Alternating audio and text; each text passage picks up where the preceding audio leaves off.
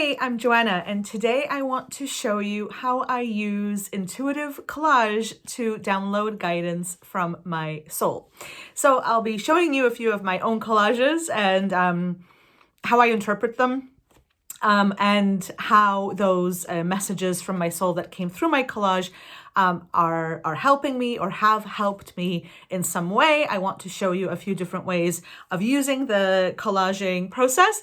But first of all, I just want to say a couple of words about why I feel so strongly that this is like the best tool ever. So I've been using intuitive collage as a personal development tool, as a spiritual development tool, as like a source of guidance, a source of information from my higher self for like 13 years. I want to say 15, but I think it was 13. And it's one of the first things that I ever kind of happened upon when I started on this more like spiritual journey. And I've been using it ever since, teaching it to people and, showing people how to do it and doing it myself over and over and over again, because I just find that the guidance that it gives you is so amazing. That's it. And I'm a real believer in getting guidance from your soul in some kind of way in general, because I think that if we have access to this higher self who has so much more wisdom, so much more information, access to such a higher perspective, the part of us that like knows why we're here. So the soul is the part of us who chose to be born into this particular lifetime, this particular set of circumstances, this particular personality with this particular set of dreams, and big goals.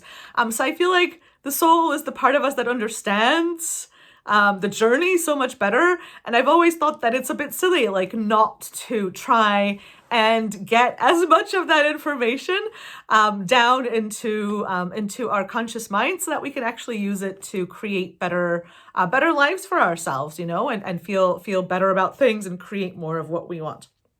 So why wouldn't we want to do that, right? And I have found that intuitive collage is the best way to do that because it's accessible and it's easy and it's fun and it really, really works. So it's a form of intuitive art, and intuitive art works for this because what it does is it shuts down your thinking mind. So that part of the brain that tries to figure stuff out when you have, you don't know what to do next, or you're trying to make a decision and you're going around in circles.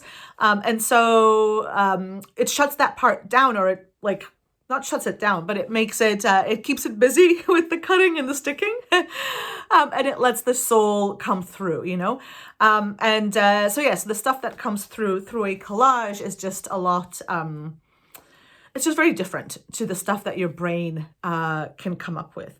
So essentially, to make an intuitive collage, you get some magazines and you put it together following your intuition. So not like judging which images you want, not thinking about like what you want like consciously, but just letting yourself be pulled in various directions, letting yourself feel drawn to certain images over others.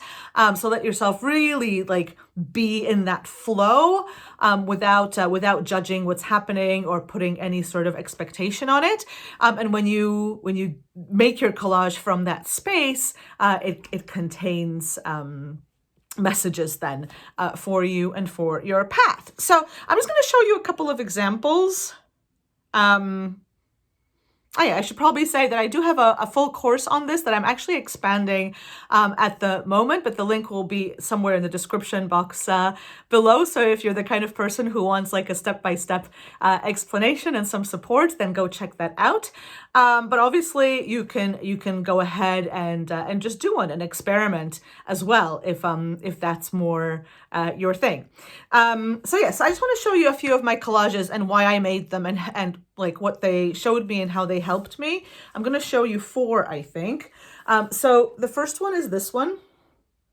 And the message that I got from this was to slow down and enjoy enjoy my life, enjoy the life I created.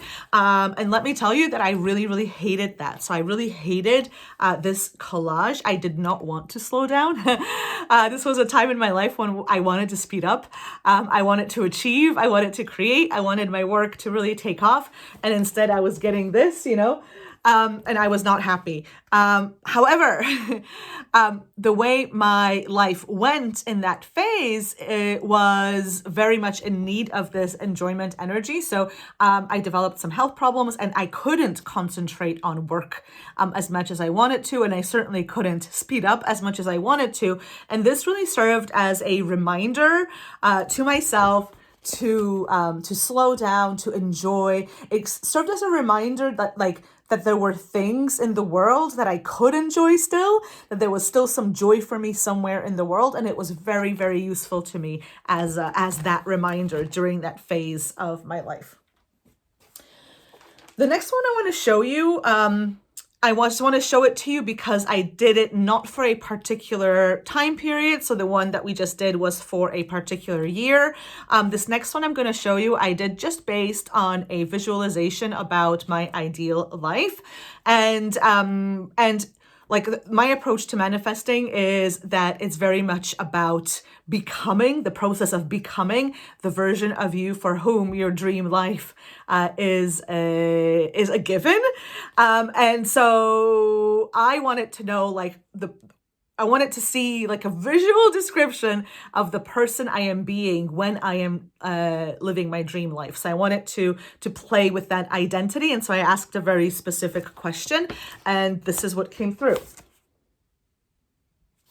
So this was really a sign for me to nurture myself and to love myself and to surround myself with beauty, which are not things that came like top of mind when my mind went to my dream reality. So again, you might be sensing a theme here.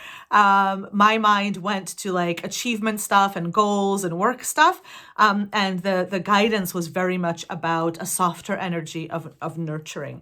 So this was just a really interesting process for me. And every time I look at this, I get something different, and I get something that I really need to focus on, that I'm actually like almost secretly craving, but I'm not allowing myself to have. And of course, like when you're talking about a dream reality, any sort of dream life, like it's not only about the achievement of the goal, right? But about like enjoying something in that version of your life.